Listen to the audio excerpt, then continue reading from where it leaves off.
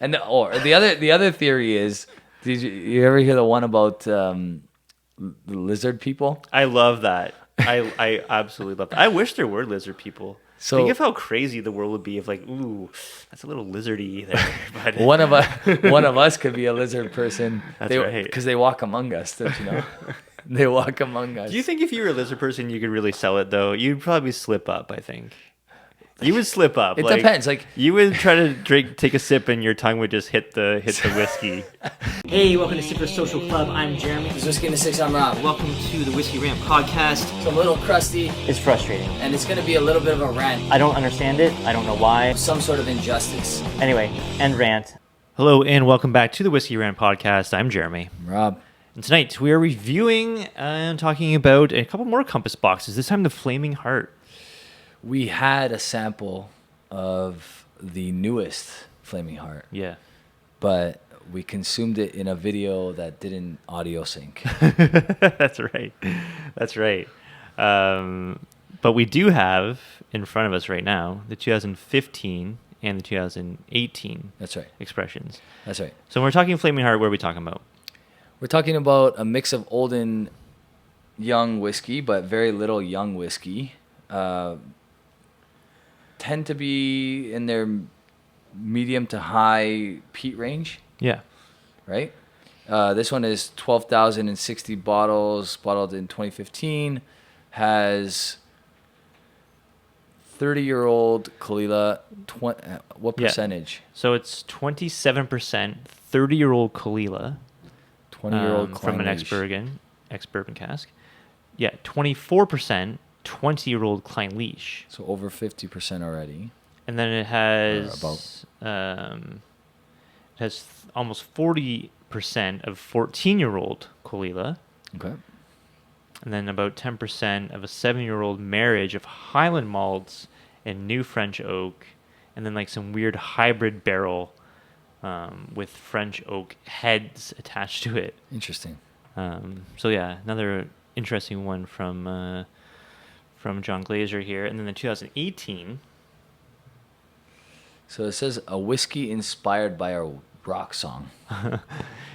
Yeah, 2018 is weird because it has some old Flaming Heart in it.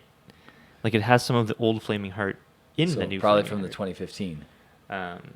So they vatted that and then they aged it for another 3 years. Sorry, I was wrong. It's got Spice Tree. Old Spice Tree.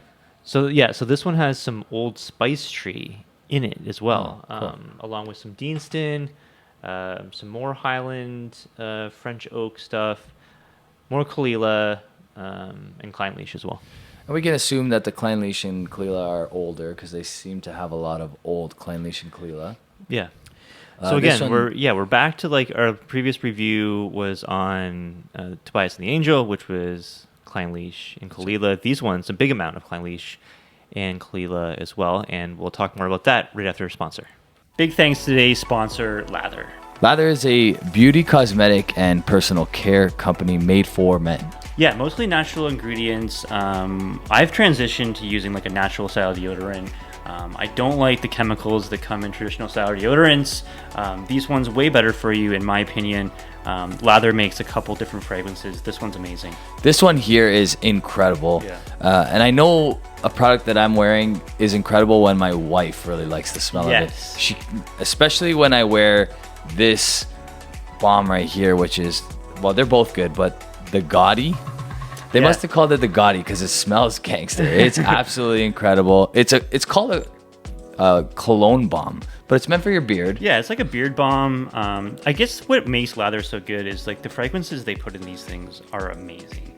I'm personally right now using the beard oil. The sandalwood flavor is like so nice. Makes your beard really, really good. I mean, you grow a serious beard. I'm a wannabe beard grower. You got a beard on you. It doesn't come in as thick and luxurious as a full-grown raw beard, but doesn't really matter. These things just make your beard shimmer. My hair and my beard gets really, like, with the humidity, it gets really frizzy. And this oil just like smooths it right out. It makes it nice, coats it down. It's great. Yeah, they have several products. They have shampoos, they have colognes, they have body oils which moisturize your body. I love their soaps. The soaps are nice. The soaps are really cool. They have some that have like a grit to it so that you can like exfoliate if Love that's that. your thing. Yeah, you know? exfoliate for sure. It's a huge thing. Really cool stuff. That's Lathr. Lathr, not spelt the traditional way. Yeah. Really, really cool stuff. So check out the link down below and check out Lathr. Yeah, Lathr, how real men get clean. Okay, so the 2018 has sherry cask influence in it as well. The 2015 does not. The newest one, okay, what we can tell you is that we like these ones better than the newest one. Yeah, the newest, the 2022, is it? I think so, yeah. Yeah. When we first tried the three of these side by side, we preferred the older two bottlings. So we'll just focus on them Yeah. for now. Not that it wasn't bad by any means. The newer one is worth the buy if you can't get these, especially at the secondary rates that they probably would be going for now. So the new one, if you can find it, grab it because it's good.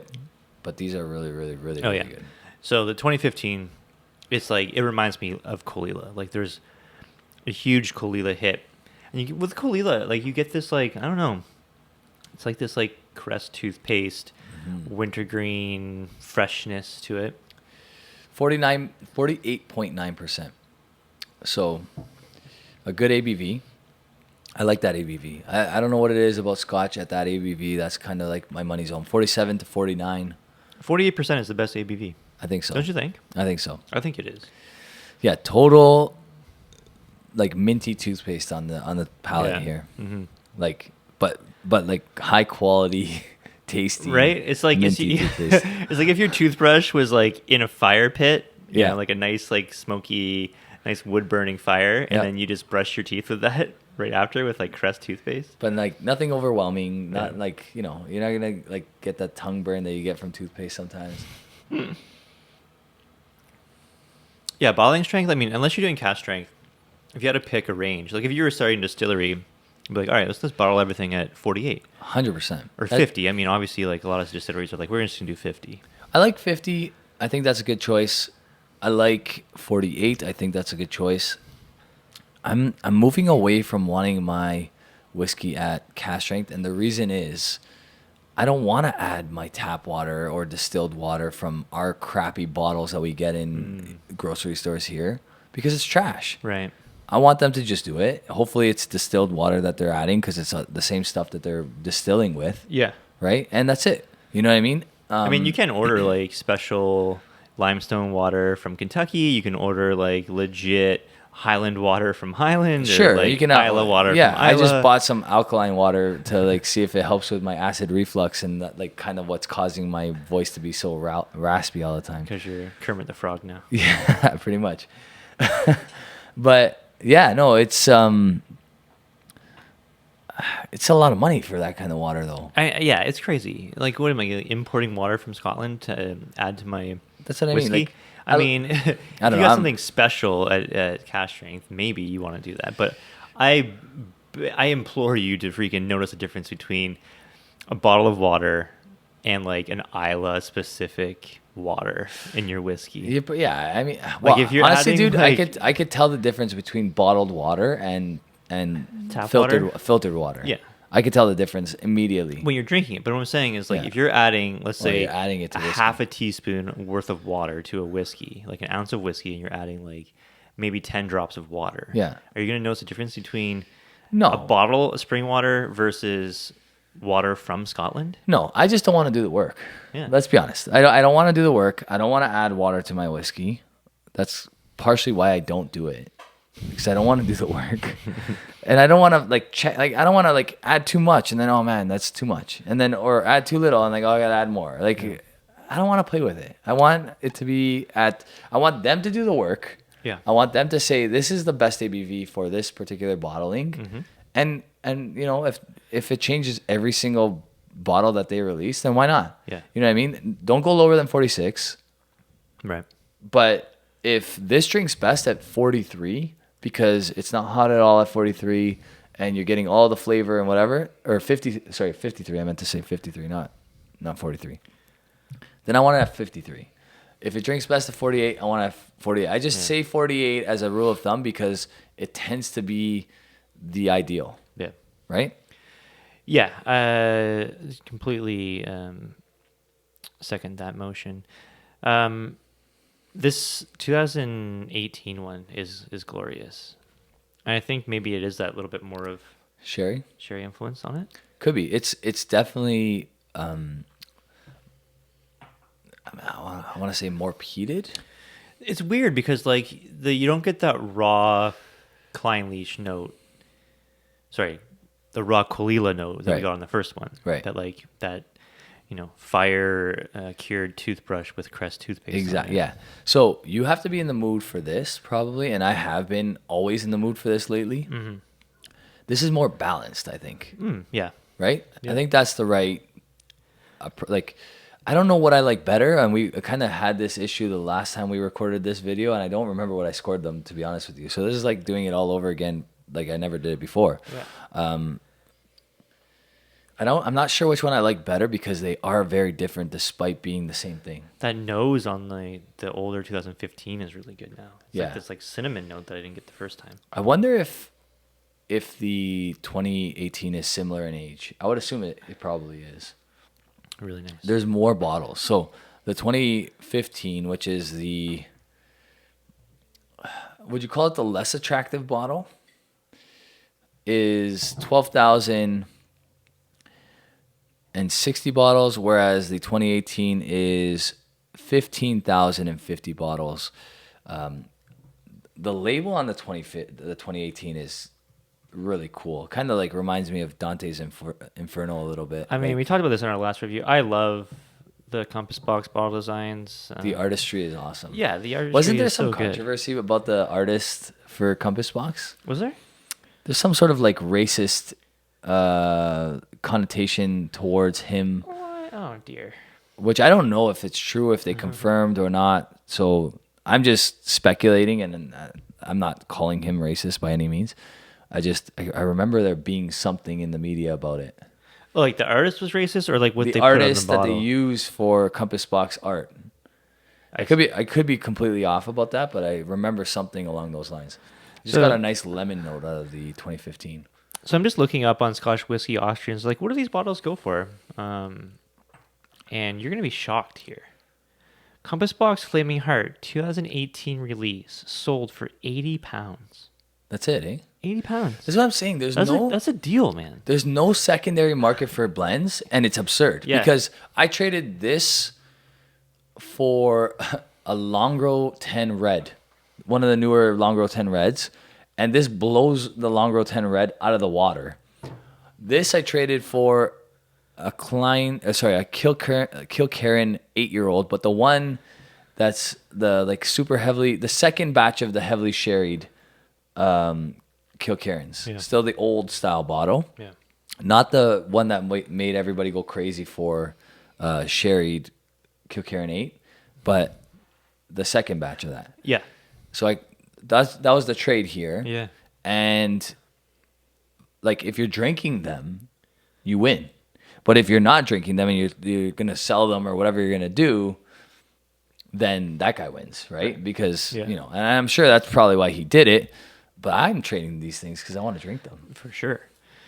Man, if I'm living in the UK and I'm close to like Scotch whiskey auctions, I'm just hunting auction sites for the value plays. Yeah. Because like if I don't have to like pay for shipping, it makes these purchases like super worthwhile. Like yeah, you're paying a hammer price, whatever it is, but still like if you can go to the distillery or go to the warehouse wherever it is and just pick up your order, like yeah, all day long. Like I'm driving like hours to do that. Like I'll do that, once a month for sure. It's crazy because these are probably like we talked about this in the Tobias and the Angel video that we did last, which you guys should get the week before this. It's not close. It's not comparable. Like cost for value, even on secondary, you're getting deals on all these Compass Box whiskeys. Like nowadays, a distillery comes out with a whiskey like of their own. Okay, so think Bowmore for a second here. They came out with the Aston Martin, which was part 21-year-old, part 35-year-old, or something like that. Yeah. And they charged $500 a bottle if you were lucky. Right. And now that bottle's absurdly priced, like on secondary. It's absolutely ludicrous what that's priced. Yeah. This is less than $200 Yeah. on secondary. Yeah. Yeah. It's like we talked about this before, right? It's like the makeup of these whiskeys, like you're getting some 20-year-old stuff and some 30-year-old stuff. 50% over 50% of this bottle here, this one right here, is between 20 and 30 years old. You know what I mean? Like those are not small numbers. That's a lot of the whiskey. You're right. Yeah. More than 50% is 20. Oh, like 25% is 20, 25% is 30. Like roughly, Pretty much, yeah. Roughly speaking. And then you're getting a good portion of 14-year-old, Yeah. and a really small portion of 7-year-old, which I don't even taste. Like, Well, we talked about this before, like how combining really old whiskey and some young, vibrant stuff can make for a really good blend. Is this where we're going with like finding value now? I was just gonna say that. I think what's gonna happen is what happened back in the day. People were only buying blends because it was the most affordable and tastiest. That's all they made, really, too. And that's all really they made. Yeah. But I think we're gonna go back to that. I think we're gonna go back to companies that own multiple distilleries are gonna blend their own stuff because they have to get rid of stuff, but they can make incredible expressions with a bunch of things that just kind of take down like the not so great nuances of this one and Right. increase the good nuances on this one. And like when they blend that together, they make these incredible whiskeys, which like the individual parts wouldn't actually equate to that kind of Right. quality. Yeah, like if you can take, some casks that aren't performing well that you're not going to put into your official bottling stuff, and then you can make it work financially by putting some quality stuff in there and working it out so you can make this nice blend and charge people like a good value for it. It works. I mean, with the prices of the way things are going nowadays, it's crazy. Like Scotch whiskey in general is out of control. Yeah.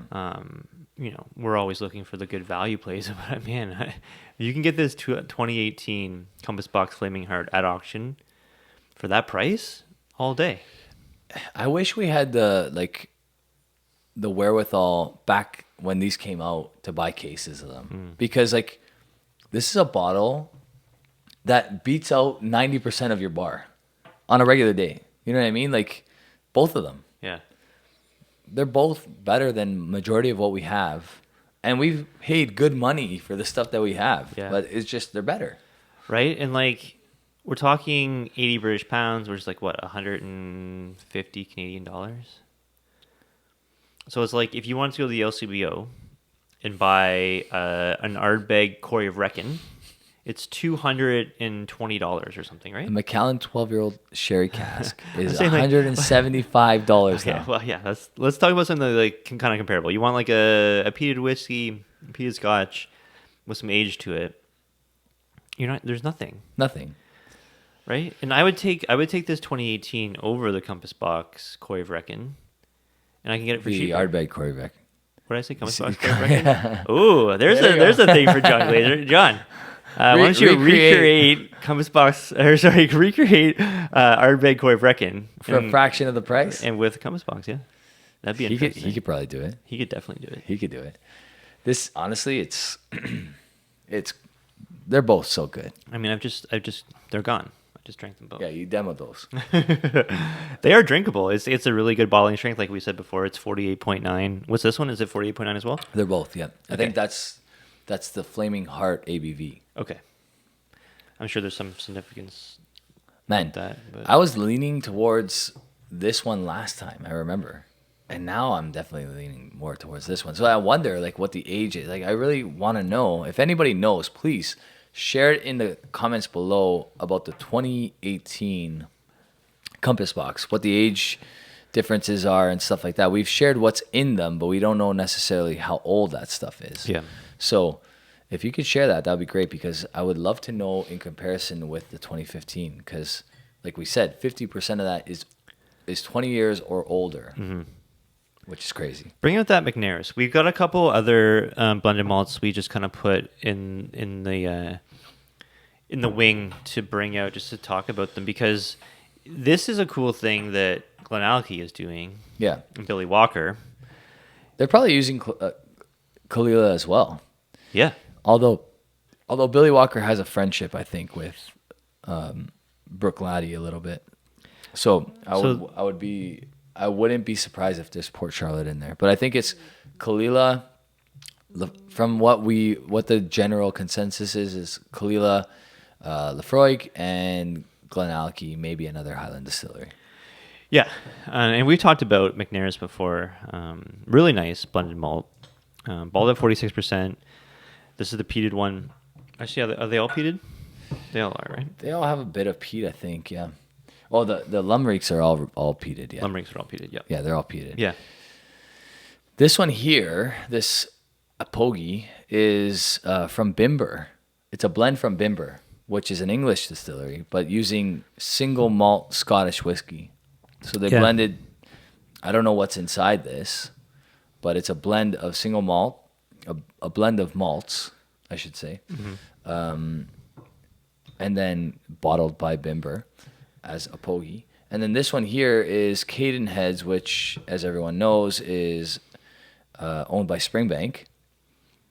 And it's a blended a blended grain whiskey. It's all blended grain. So there's some malt in it, but it's got some grain as well. So it's blended Scotch. It's finished together, like married, I guess, in Oloroso casks. And that is surprisingly good. This is really good too. Yeah, it is really good. It's malt and grain, single malt and grain whiskeys. Yeah. These are all really good, but they're not in this league. Yeah. Right? These Compass Box Flaming Hearts are really, really nice. And man, the auction prices aren't that bad. Not at all. That bad. I would totally get one for £80 for sure. For sure. Yep. Let's score these. Okay, so my score on the Flaming Heart, the 2015 bottling, 88 out of 100. Okay. Really, really like it. Yeah. Really, really nice. I'm going to go 87.5 on this one right here. Yeah. And with the 2018 bottling, I'm like 89 on that. Yeah. It's really, really good. Yeah. And I really like that quite a bit. I'm going to go 88. Yeah, I'm going to give it a half point more. I think I went the other way last time. So that just goes to show you, like, it can go the other way depending on how you feel. But for whatever reason, that sherry kind of stuck out to me a little bit more today. But both are incredible. Yeah. Both are great. Yeah. Those are huge scores. So. Yeah, and I mean, we talked about Compass Box before. Like in our last review, we talked about but is Compass Box done though? Like, have they bottled their best stuff? You made a great point. Like, have they bottled their best stuff already? I don't know. Like, I don't think so. I think because I'm a little concerned based on what Gordon MacPhail is doing for Compass Box because they're not going to be getting casks that are like as old as they've been getting. So are they going to be as what's the word I'm looking for? Easygoing, I guess, with their older casks in expressions that are less than $200. Yeah. How can they? Yeah, I mean that's the way of the independent baller now. Like it's gonna be, we'll see what happens because a lot of distilleries are being like, no, you can't fill, or no, we're not going to sell you a cask, or if we are going to sell you a cask, we're going to charge way more than we did before. So like, is it even worth your while to buy now? Yeah, and assuming John Glazier has a ton of casks still left, even in his mind, if he can't replace those casks the way he was before, is he going to be as frivolous about pouring 30-year-old whiskey in a $120 retail bottle? No, I don't think so. And I mean, like, if he was filling, I'm not sure if he's just always buying casks or if he's filling his own casks. I don't think he's filling because like when he first started, it was already old stuff, right? I know, but like, if he has to make decisions to like continuously put out stuff, because Compass Box comes out with like lots of expressions all the time, right? Their baseline stuff is always out. But like, how long is this going to take to come to age, right? Because like, you know, if you have a bunch of like, you know, 2 and 3 and 4 and 5-year-old whiskey just sitting there, like you got to wait another half decade at least to put that in the stuff you were probably planning on putting it into. So maybe there's an indication in the like time that he takes between bottlings, because this edition 5 was 2015, edition 6 was 2018, edition 7 2022. So Right, he's so taking every a good 3 amount to of 4 time. years Yeah. for release. Yeah. So if that's an indication, maybe he's figured out a plan to make it last a few more decades. And really a couple more decades maybe is all he cares about, because how long does he want to do this for? Yeah. Right? Yeah, I mean, you know, we mentioned before, Compass Box has a huge portfolio of whiskeys. You know, they come up with so much stuff. I mean, a lot of it obviously is limited, Yeah. and you'll never see it again. Yeah. I loved for them to come out with some more Enlightenment. That was a really good one I liked. It was a Klein leash forward, Yep. mostly ex-bourbon matured stuff. It was great. It was like vibrant, fruity, really, really good. I liked that one a lot. And you made your whiskey of the year the Orchard House, right? Like, Yeah, there you go. The Orchard House. It's like a younger version of that, kind of. yeah, that one's delicious. So The Orchard House, like you can't go wrong with that. It's light, it's fruity, and it's a great summer pour, and it's a good price. and nobody's concerned if they can like continue to be relevant. We're just more concerned if they're going to be able to like put out whiskeys that have like 20 to 30 Like year the old wow, stuff. the Yeah. wow whiskeys. Yeah. But yeah, no, I guess like maybe that's we might be trended in this direction a bit more. We'll see. Like, I know of a lot of people that are still coming out with independent bottlers, confident that they're going to find stuff, Yep. so who knows? I will say we're in a time where more people than ever are consuming whiskey and are fans of whiskey. And I think it has a lot to do with what's happened over YouTube in the last 10 years, right? So if that continues to trend like that, like there's still so many casual drinkers of whiskey, Yeah. that may convert, may not, but who knows? Maybe we just... Well, here's the thing: does Compass Box ever venture outside of Scotland? I don't think They they have, don't, do they? just yet. Huh. But I think that's going to be an option for a lot of companies moving Right. forward. Like you see it with SMWS, they've already trended towards that. They have, for sure. Yeah. But they mostly bottle single casks. Like, what about John Glazier going to like India and buying like 10 casks from Amroot yeah. and all? Like, there's so many distilleries in India. Oh yeah. And what about just blending a cool Indian whiskey?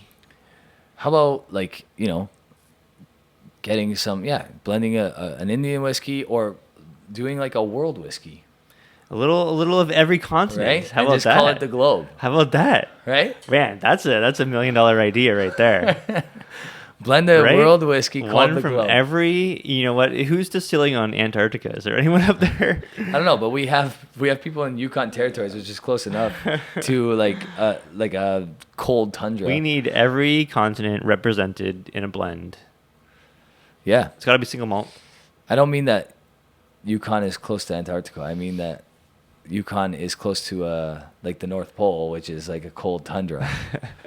Have you seen the Flat Earthers map, like what it looks like? It's ridiculous. It's so funny. And I was like, I saw it the other day. I'm like, this is so cool. Like, Flat Earth is like so funny. And like their map is so hilarious because it's just like the Arctic Circle is just the outside, Yeah. right? Yeah. Like where the water doesn't fall off the side because it's all frozen, It's right? like a bowl. Everything's like a bowl. I love it, man. Flat Earthers are fucking ridiculously insane. But there's one. I'm not gonna like talk too Do you much know- about do you this. know one? There's one at my wife's school. oh no, what, a teacher? A teacher, Get out of here. and he influences the kids too. No way. Yeah. That shouldn't even be allowed. That's what they say. Is there a globe I that's could just probably get like- into. I can't name names because like could probably get into like some union issues with this. Oh But like, man. but yeah, and like they just all you got to do is pick a spot on anywhere on the flat Earth map Yeah. and try to figure out a coordinate to get to the next place. Yeah. And it's impossible. Right. It's impossible because there's nothing that actually works No. geometrically. Yeah, Mathematically- because planes don't just fly from like straight across the top. You know what I'm saying? Exactly. Like They like flat earthers think the planes just go the long way around for the fun of it. Yeah. They think that all the pilots and anybody that's like, traveling the world, they're on the conspiracy. they're in on it. Yeah. They're in on Yeah. I guess it's like weird because like, why? Why? Like, I guess like, like very early on in our human existence, we thought the earth was flat because obviously it makes sense if it is. Yeah. And then we figured out that, okay, it's not flat, but like, No. why keep the lie up? Like, why? Okay, so like, why? I've heard a theory as to why. Okay, It's okay, yeah. crazy. Okay, yeah. It's absolutely ludicrous. But here's the theory. So what they believe is because we believe that the earth is round and that it circles around the sun, which we've figured out through science that is exactly what happens. It's the devil worshippers that are yes.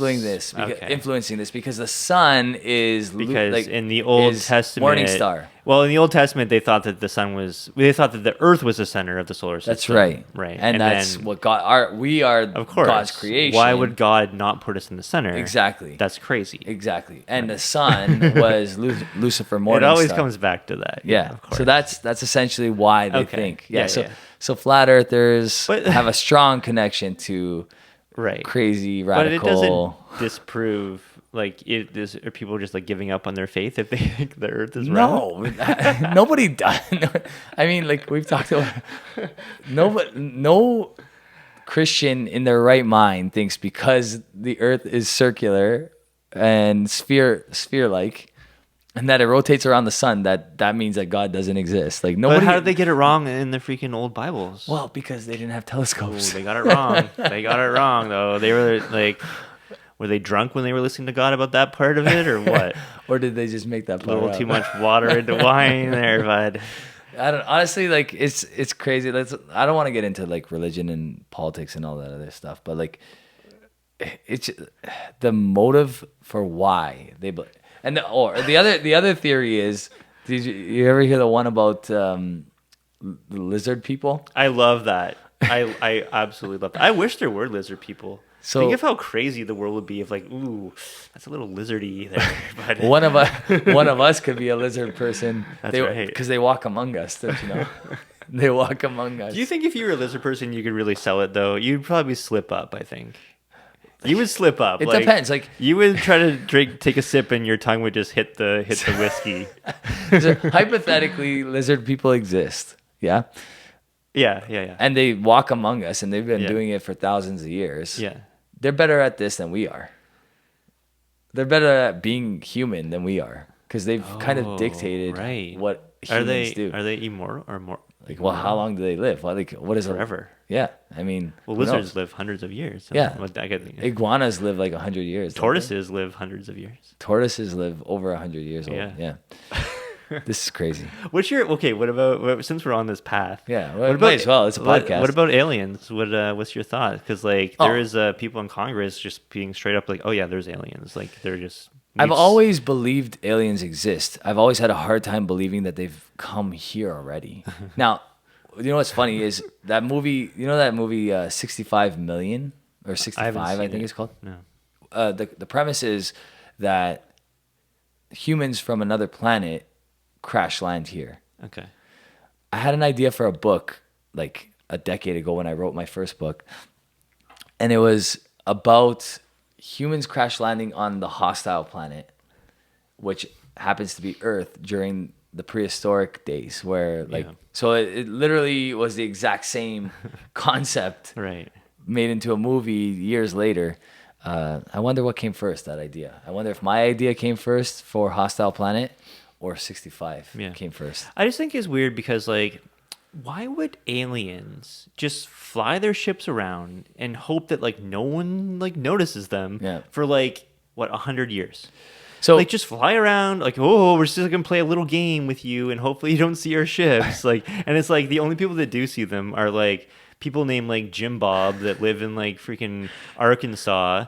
Well- Like, what's the correlation between alien sightings and secondary degrees? Because I guarantee think the you correlation there's a negative is- correlation. Okay, so I do think that there is a correlation, believe it or not, and the correlation shit. is the amount of city light that blocks out the sky when you're in like the suburbs and city. Yeah. Right. Mm-hmm. So like when you're in the country, you see every single star in the sky. Right.